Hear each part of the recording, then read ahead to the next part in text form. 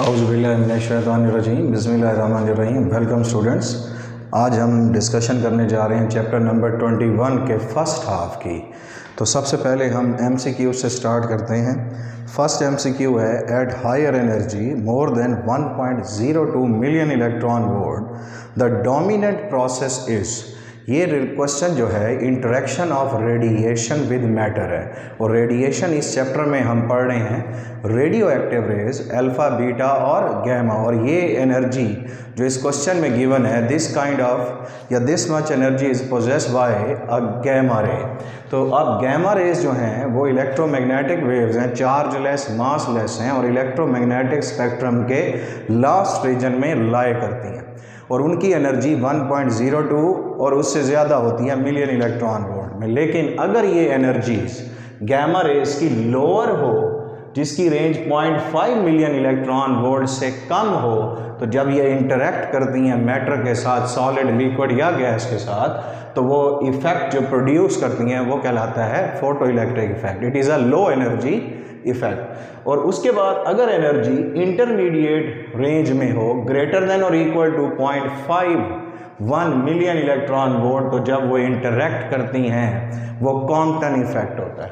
और जब ये एनर्जी हायर रखती हैं, जो कि 1.02 मिलियन इलेक्ट्रॉन वोल्ट या उससे ज़्यादा हो, तो जब वो इंटरेक्ट करती हैं तो उस वक्त जो प्रोसेस होता है मटेरियलाइजेशन ऑफ एनर्जी कहलाता है, जिसे पेयर प्रोडक्शन कहते हैं, जिसमें पार्टिकल और एंटी पार्टिकल जनरेट होते हैं। तो this question has correct option in सी।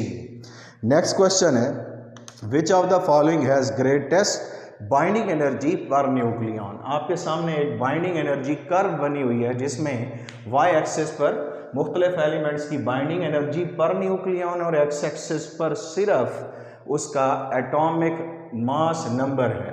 और ये जो रेंजेस यहाँ पर शो हो रही हैं कर्व में, और इस कर्व के अंदर सबसे पीक पर जो एलिमेंट है वो कहलाता है peak element. This element is highly stable, it is not radio active, क्योंकि ये आयरन है और इवन पेयर में है। इसका चार्ज नंबर 26 और मास 56 है, और इसकी binding energy per nucleon greater than 7.5 million electron volt है, जो कि स्टेबिलिटी को रिप्रेजेंट करती है।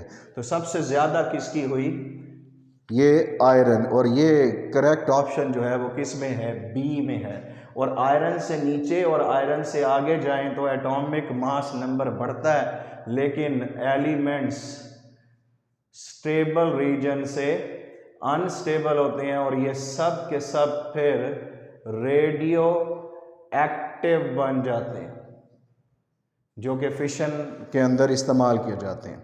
नेक्स्ट क्वेश्चन है, एन एलिमेंट, एक एलिमेंट है एक्स, एटॉमिक नंबर 24 और एटॉमिक मास 56 है, which decays and become Y, 21 atomic number और मास 48 है। तो बताएं इस तरह के डिके में कितने अल्फा और बीटा निकले हैं।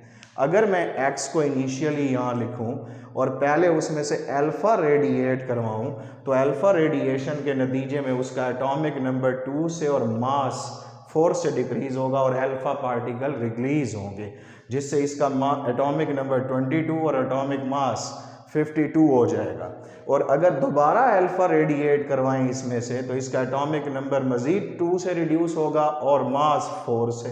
और उसके बाद अगर बीटा पार्टिकल निकाले, तो ये उसका बेसिक रिएक्शन है। बीटा रिएक्शन में एटॉमिक नंबर 1 से इंक्रीज होता है और एटॉमिक मास सेम रहता है, और उससे बीटा पार्टिकल निकलता है।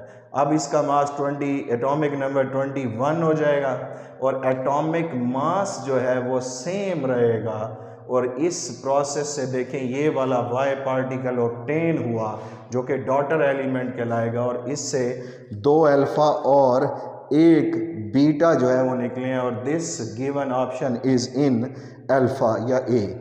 उसके बाद है, if the half life of radio active element is 2 minute, fraction of radio active element remain undecayed after 6 minutes. 6 minutes का मतलब है 3 times of half life. It means half lives कितनी हो गई? 3।